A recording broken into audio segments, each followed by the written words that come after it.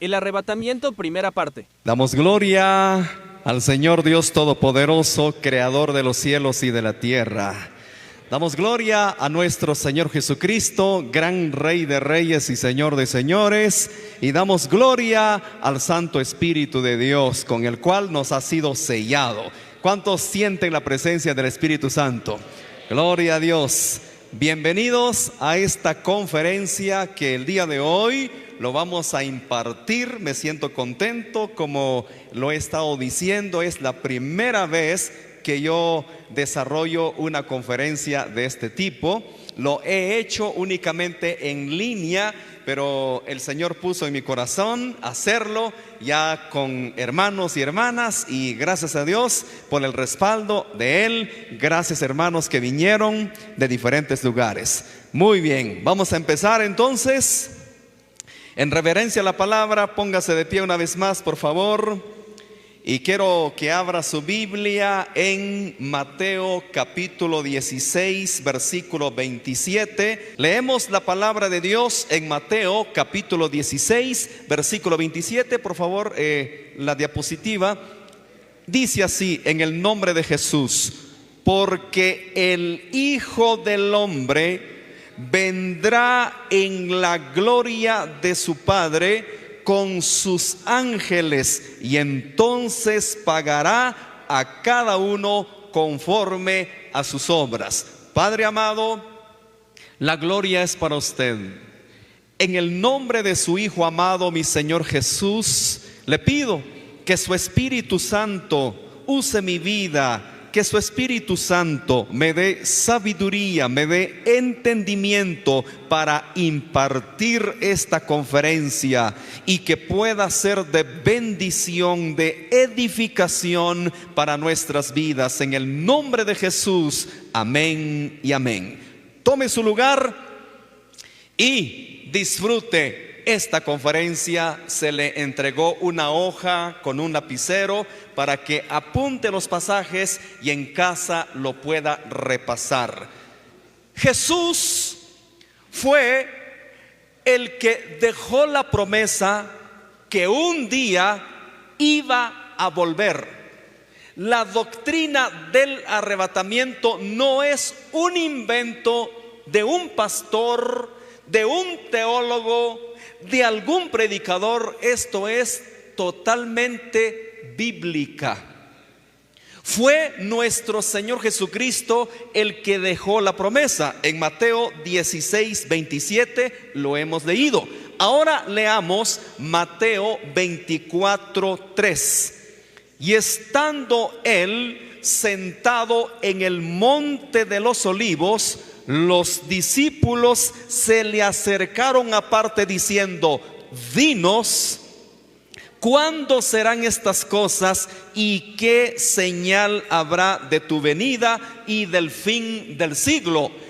Los apóstoles le preguntan: Señor, dinos cuándo va a ocurrir esto. Porque ellos ya estaban convencidos, porque una y otra vez Cristo les daba la promesa que un día iba a venir, y por eso ellos estaban totalmente convencidos que Cristo iba a venir.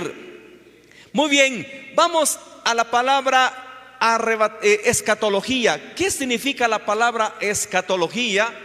Ya que la mayoría es lo que le llamó la atención. ¿Qué significa la palabra escatología? Viene del griego escatología. Ahí lo ven en pantalla. En el griego, escatos, que significa último o final, y logía, que significa estudio o tratado.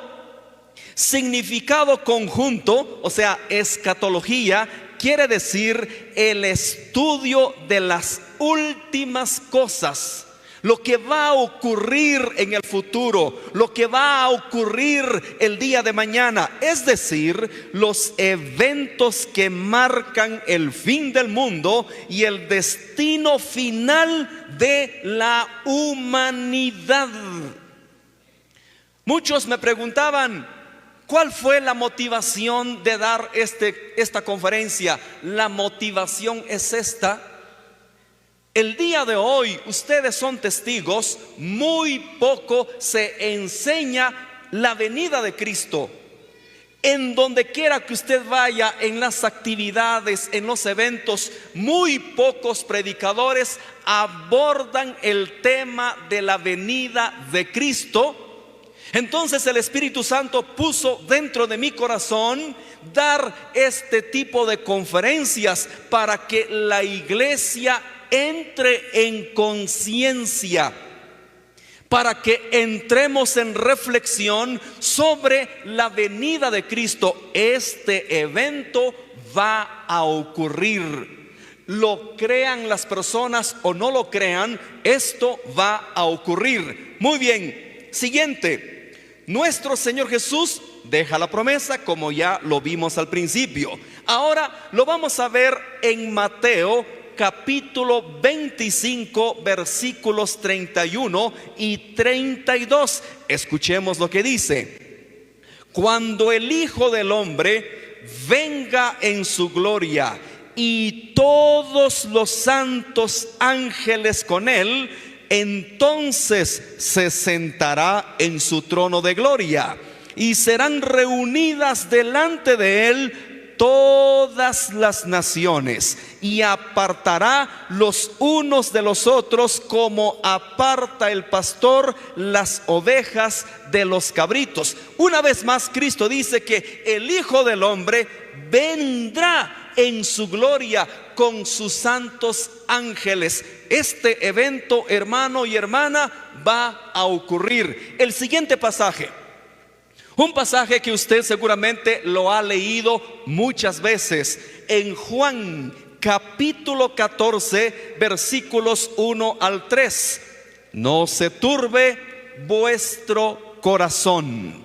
Creéis en Dios, creed también en mí. En la casa de mi Padre muchas moradas hay. Si así no fuera, yo os lo hubiera dicho. Voy pues a preparar lugar para vosotros, y si me fuere y os prepararé lugar, vendré otra vez y os tomaré a mí mismo, para que donde yo estoy, vosotros también estéis. Acá vemos a Cristo una vez más dar la promesa: no se turbe sus corazones.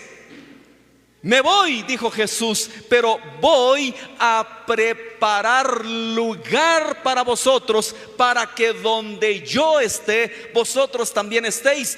¡Qué promesa más poderosa! Dios quiere compartir el cielo juntamente con usted y conmigo. Él quiere compartir su lugar precioso con su amada. Él deja la promesa. Como yo siempre lo digo y lo predico, si Cristo lo predicó, si los apóstoles lo predicaron, ¿por qué nosotros no? Se supone que somos de la iglesia de Cristo. Se supone que nosotros tenemos la sana doctrina. Ustedes que escuchan siempre los en vivos que hago, y muchas personas dicen: y usted predica sana doctrina. Y yo les pregunto, para usted, ¿qué es sana doctrina? Algunos no tienen idea qué es sana doctrina. Cuando hablamos que tenemos una sana doctrina, es porque tenemos lo que Cristo enseñó y lo que los apóstoles enseñaron. Cristo habló de su venida y los apóstoles también lo desarrollaron. Veamos Filipenses capítulo 3, versículo 20. Lo puede ver en pantalla si logra verlo, y si no, allí con su Biblia. Mas nuestra ciudadanía está en los cielos, de donde también esperamos al Salvador, al Señor Jesucristo, el cual transformará el cuerpo de la humillación nuestra, para que sea semejante al cuerpo de la gloria suya, por el poder con el cual puede también sujetar a sí mismo todas las cosas. El apóstol Pablo fue el que más desarrolló la venida de Cristo. Fue a él que Cristo más le reveló. Cuando vamos a segunda de Corintios capítulo 12, el apóstol Pablo narra una experiencia que él tuvo. Dice él: conozco a un hombre, no sé si en el cuerpo o en el espíritu, que fue arrebatado hasta el tercer cielo, al paraíso, donde escuchó cosas inefables que no le es permitido al hombre hablar. A Pablo se le reveló tanto el arrebatamiento. Ahora vayamos, primera de Tesalonicenses 4, 16 y 17 y 18. Porque el Señor mismo, con voz de mando, con voz de arcángel y con trompeta de Dios, descenderá del cielo, y los muertos en Cristo resucitarán primero. Luego nosotros, los que vivimos, los que hayamos quedado, seremos, ahí viene, arrebatados juntamente con ellos en las nubes para recibir al Señor en el aire. Y así estaremos siempre con el Señor. Por tanto, alentaos los unos a los otros con estas palabras. Aquí Pablo sienta la doctrina del arrebatamiento. Seremos arrebatados. Los que murieron en Cristo, papá, mamá, el abuelo, la abuela, los que murieron fiel en Cristo, que nunca renegaron de su fe en Cristo, ellos serán los primeros en ser despertados a la voz de la trompeta de Dios. Van a resucitar, y nosotros, si estamos vivos, seremos transformados. Muy bien. Y dice Pablo: aliéntense cada uno de vosotros con estas palabras. Quiere decir que siempre tenemos que hablar, siempre tenemos que predicar y enseñar este tipo de mensajes, alentarnos unos a otros, que un día nos vamos a ir con Cristo. Un día Cristo vendrá por nosotros. Ahora, el apóstol Pedro, ¿será que el apóstol Pedro abordó el tema o no abordó el tema? Segunda de Pedro capítulo 3 versículo 10 dice: pero el día del Señor vendrá como ladrón en la noche. Quiero detenerme un momento. Por eso el Señor me motivó de dar estos temas, para que usted y yo estemos preparados a toda hora. Porque la venida del Señor será como ladrón. ¿Algún ladrón avisa que va a robar su casa? Obviamente que no.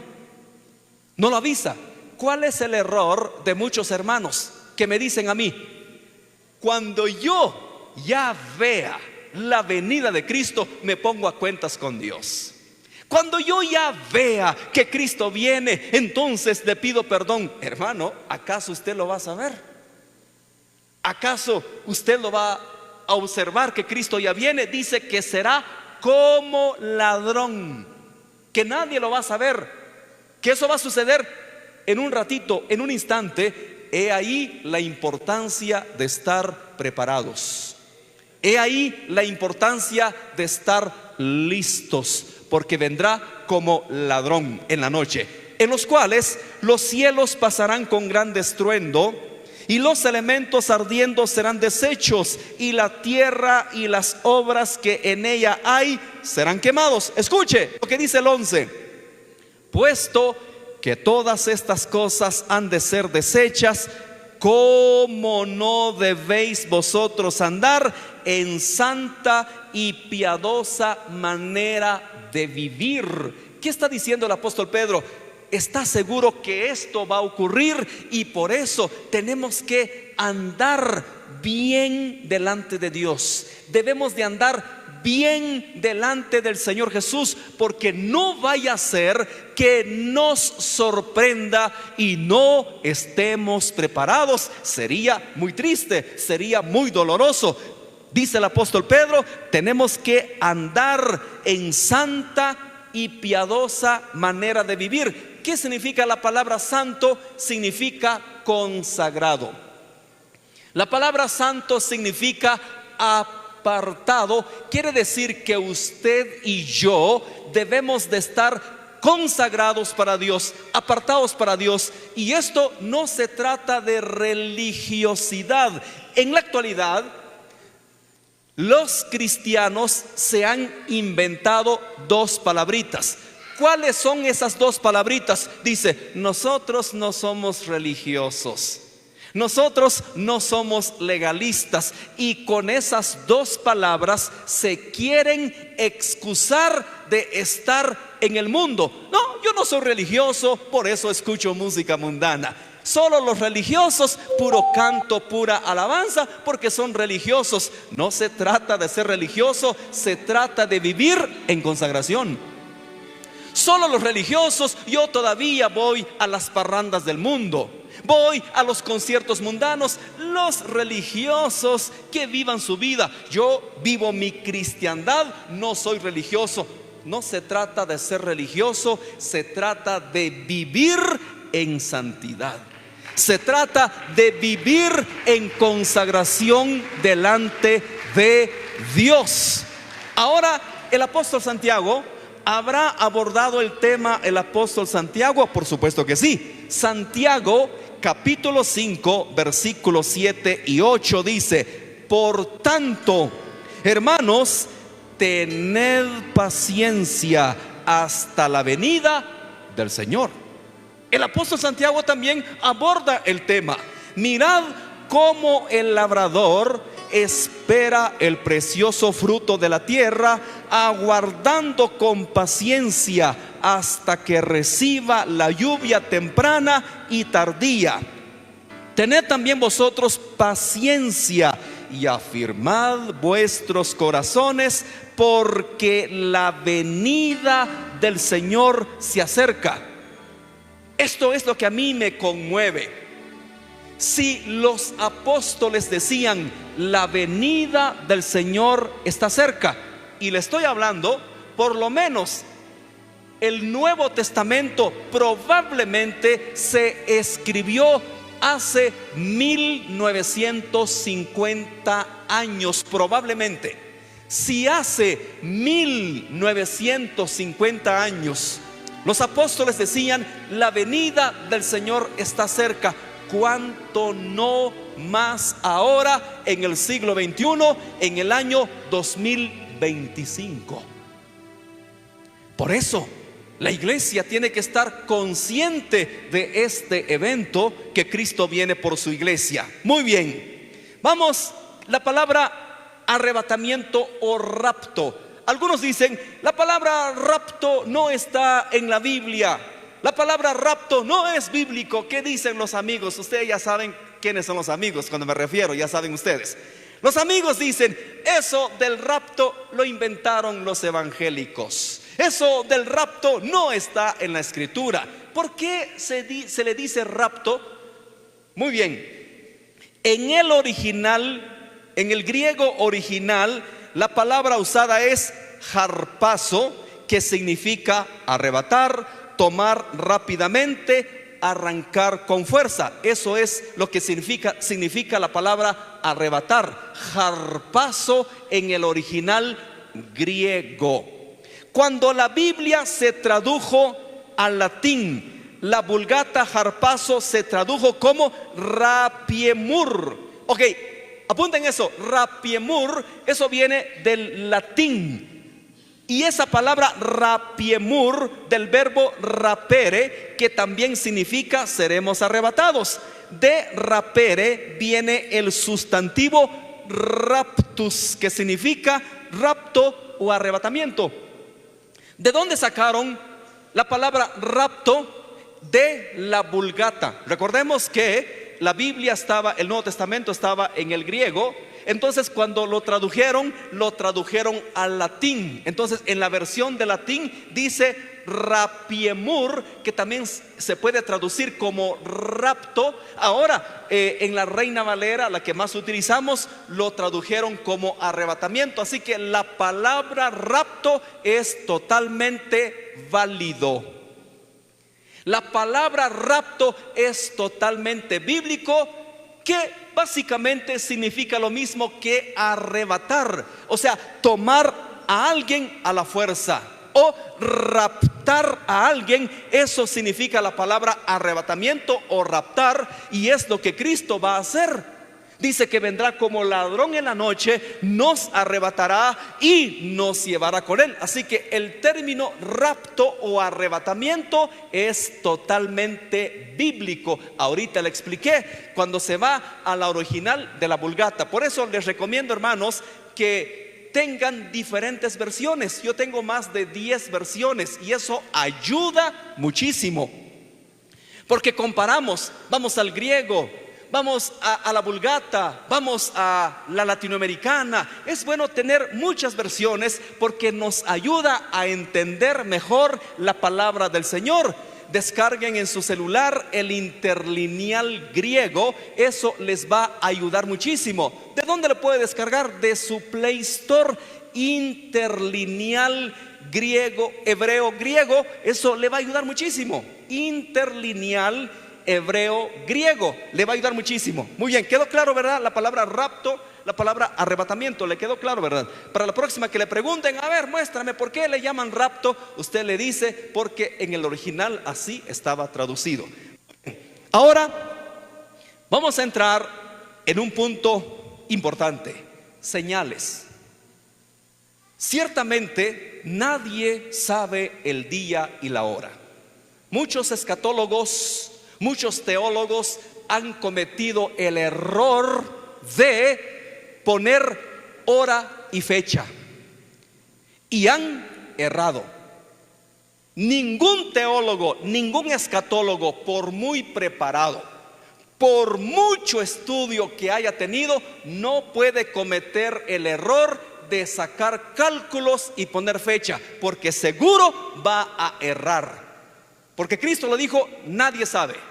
Ni siquiera Cristo lo sabía en su humanidad, ni el Hijo del Hombre, solamente mi Padre. Pero también tampoco nos dejó en la oscuridad, tampoco nos dejó con los ojos cerrados. Muy bien, vayamos a Mateo capítulo 24 versículo 4. Escuche lo que dice Mateo 24, 4. Respondiendo Jesús les dijo: mirad que nadie os engañe. Hermanos, va a errar. No voy a centrarme hoy en las guerras, rumores de guerras, porque podría abarcar tiempo hablando de las guerras, pestilencias, terremotos. Eso ha ocurrido, pero me voy a enfocar en una sola señal o dos señales que sí tiene que ver mucho y debemos de tener cuidado, y es la señal del engaño. Es interesante que en Mateo capítulo 24, del versículo 3 hasta el versículo 14, solo en esos textos Cristo en 3 oportunidades hace mención del engaño. Y dice: mirad que nadie os engañe. No habló primero de los terremotos, no habló primero de la pestilencia, no habló primero de las guerras. Lo primero que Cristo dijo: mirad que nadie os engañe. 5. Porque vendrán muchos en mi nombre diciendo: yo soy el Cristo, y a muchos engañarán. Esto realmente llama la atención. Muchos vendrán en mi nombre, muchos engañadores, pero también engañarán a muchos. O sea, muchos engañadores y muchos engañados. Por eso usted y yo, si no queremos caer en manos de estos lobos, en mano de estos falsos profetas y falsos maestros, cuán importante es estar empapado de la palabra de Dios. Cuán importante es estar con pleno conocimiento de la palabra de Dios. Muy bien, versículo 6, ya sabe, oiréis de guerras, rumores de guerras. Y me voy a ir directamente al versículo 11, porque ya les dije, me voy a centrar en el engaño. Y muchos falsos profetas se levantarán y engañarán a muchos. Le pregunto, ¿cree usted que el día de hoy hay engaño o no hay engaño? ¿Hay el día de hoy falsos profetas o no hay falsos profetas? Y lastimosamente, muchos están siendo engañados. Muchos están siendo arrastrados por esta corriente de falsedad. Preocupa el día de hoy de, como yo digo, predicadores, siempre lo digo, predicadores y conferencistas 100 veces o 500 veces más conocidos que yo. Yo le aseguro que si uno de estos predicadores, que por ética no voy a mencionar nombres, uno de estos predicadores, si viniera a Quetzaltenango, no alcanzaría el estadio Mario Camposeco. No alcanzaría. Pero lo triste es que no le va a dar Biblia. Solamente lo va a entretener con historietas, con monólogos. Habla bonito, eso no cabe duda. Tienen muy buena elocuencia, no cabe duda, eso no está en discusión. Pero tristemente escasea la palabra. Si leen un versículo, mucho, 2, exagerado, 3, y se la pasan todo el discurso hablando y hablando, y no se predica la sana doctrina, no se enseña la sana doctrina, y muchos están siendo arrastrados por estos engañadores. Es más, ya ni creen en el arrebatamiento. Yo lo he escuchado, a lo mejor usted también. Yo lo he escuchado, en vez de creer en el arrebatamiento, hacen burla. Escuché a alguien decir delante de miles de personas: señores, dice, les cuento que ayer sucedió el rapto y nos quedamos. Y la gente, ja, ja, ja, ja, ja. Yo digo, ¿es en serio? Un predicador que dice ser un ministro de Cristo haciendo burla del arrebatamiento. Eso es el colmo. ¿No creen en esta doctrina? ¿No lo creen? Nunca los escucha predicar, jamás. Nunca. Por eso hay que tener cuidado con el engaño. Mire, le voy a dar un listado. La siguiente. Lo que cautiva y lo que sorprende es que la gente les cree. Mire, voy a nombrar a algunos personajes que son falsos cristos. José Luis de Jesús Miranda fue un puertorriqueño, líder del grupo Creciendo en Gracia. Se declaró Jesucristo hombre y afirmó que el Cristo resucitado se integró en él. Como yo siempre digo, que un loco se levante y diga soy la reencarnación de Cristo, no me sorprende. Lo que me sorprende es que hay gente que lo siguen, que hay gente que le creen. Luego en el Brasil se levantó un tal Henri Cristo, nacido Álvaro Tais, afirma ser la reencarnación de Jesús Cristo y tuvo muchos seguidores, o tiene muchos seguidores. Es increíble. Luego en Rusia, Grigori Grabovoi afirma ser la segunda venida de Jesús Cristo. Se autoproclamaba capaz de mucho poder y cosas sobrenaturales, y la gente lo creía. Luego en Japón se levantó un Mitsu Matayoshi, también conocido como Jesús, legalmente político, que afirmó ser la reencarnación de Cristo y prometió hacer el juicio final si era elegido. Seguramente muchos hermanos del Perú que me están viendo ahorita, tengo mucha audiencia en el Perú. Allá en el Perú hay un tal Ezequiel Jonás Atacusi Molina. Él cree o enseña que es el Cristo.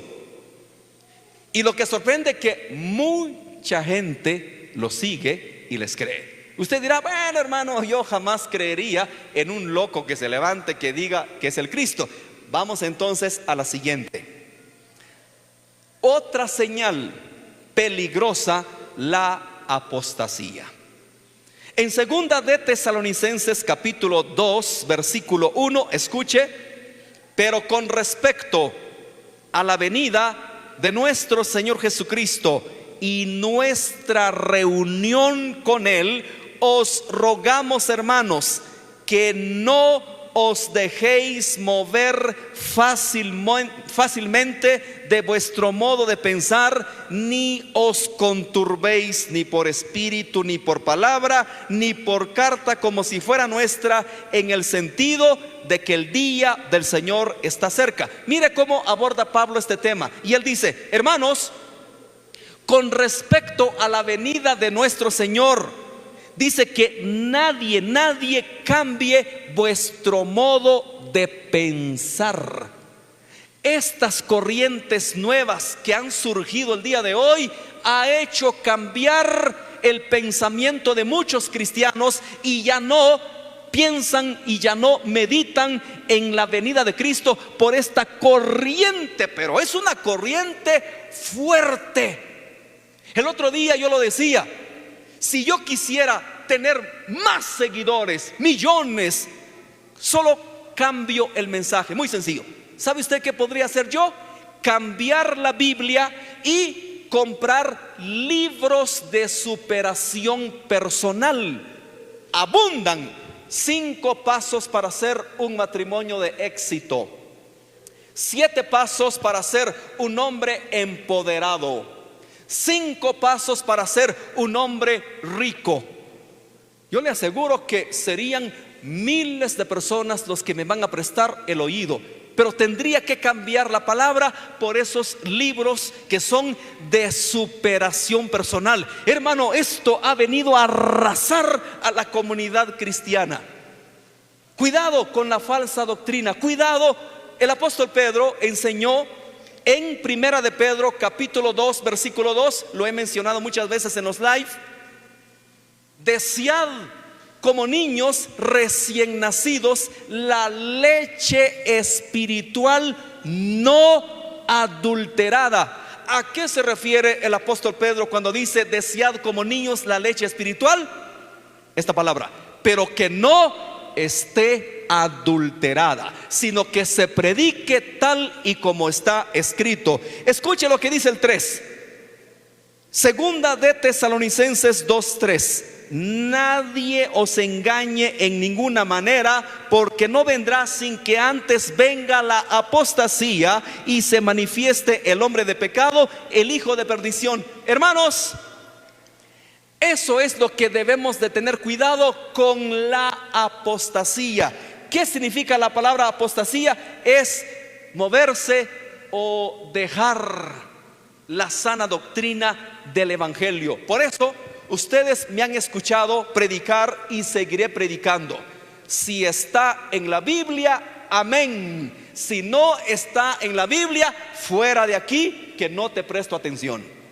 Todos tenemos que tener esa misma actitud. Si está en la Biblia, amén. ¿Dónde está? Señor predicador, señor conferencista, lo que me estás enseñando, ¿dónde está en la Biblia? ¿Dónde lo enseñó Cristo? ¿Dónde lo enseñaron los apóstoles? ¿Dónde? Si Cristo no lo enseñó, si los apóstoles no lo enseñaron, lo siento mucho, aquí no es bienvenido. Pero el día de hoy siquiera filtramos el mensaje. El día de hoy siquiera filtramos lo que estamos escuchando. Hermano y hermana, por eso usted tiene que ser amigo de la palabra, y lo felicito. Lo felicito porque todos ustedes que están aquí tienen hambre de la palabra. Los felicito y sigan así. Por eso no traje ningún cantante, nada, porque pude haber traído un cantante famoso y le aseguro que más abarrotado todavía, pero dije, van a llegar los que tienen hambre de palabra, van a llegar los que están interesados en palabra. Hoy más que nunca usted y yo debemos de estar empapados de la palabra. Siguiente, por favor. ¿Cuál es la apostasía? Muy bien, creo que es una antes. Otra apostasía ¿Cuál es una de las, ahí está, ahí, una de las doctrinas que ha arrasado, me atrevo a decir, a un 70% de las iglesias evangélicas en toda Latinoamérica, no solo en Guatemala? Me atrevo a decir que un 70% de las iglesias evangélicas han sido arrastrados por la falsa doctrina de la prosperidad. ¿Cuál es el mensaje que está de moda? Prosperidad, cielos abiertos para ti, viene un futuro mejor para ti. Y cada año es el mismo disco rayado, cada año. El año 2025 será tu año. El año 2026 y cada año es lo mismo. Es el mensaje que está pero fuerte, hermano, y pelear contra esa corriente, créame que no es fácil. No es fácil. Muy bien, esta doctrina ha contaminado a un porcentaje muy alto de la iglesia evangélica, tristemente. Segunda de Pedro capítulo 2 versículo 1 dice: pero hubo también falsos profetas entre el pueblo, como habrá entre vosotros falsos maestros, que introducirán encubiertamente herejías destructoras y aún negarán al Señor que los rescató, atrayendo sobre sí mismos destrucción repentina. Dice que vendrán falsos maestros y falsos profetas que encubiertamente, ahí está el problema, es que encubiertamente enseñan la falsa doctrina, y si usted no está empapado de la palabra de Dios, será presa de ellos. Yo no lo encuentro en las escrituras que Cristo, su mensaje era de prosperidad. Yo no encuentro a Cristo decir: tal fecha y tal día voy a dar un sermón de cómo prosperar, de cómo enriquecerse, de cómo volverse millonario. Yo no lo encuentro. En las 13 cartas de Pablo, en ninguna de ellas encuentro yo el apóstol Pablo centrado solamente en doctrina de prosperidad, en doctrina de empoderamiento. Yo no lo encuentro. He leído no sé cuántas veces las 13 cartas de Pablo y no lo encuentro. En la carta de Santiago tampoco. En las 2 cartas de Pedro tampoco. En la carta de Judas tampoco. En primera, segunda y tercera de Juan tampoco. Solo hay un versículo que es en tercera de Juan, uno solo: amado, yo deseo que tú seas prosperado y que tengas salud, así como prospera tu alma. Un solo pasaje. Pero no vemos a los apóstoles enfocados únicamente en prosperidad.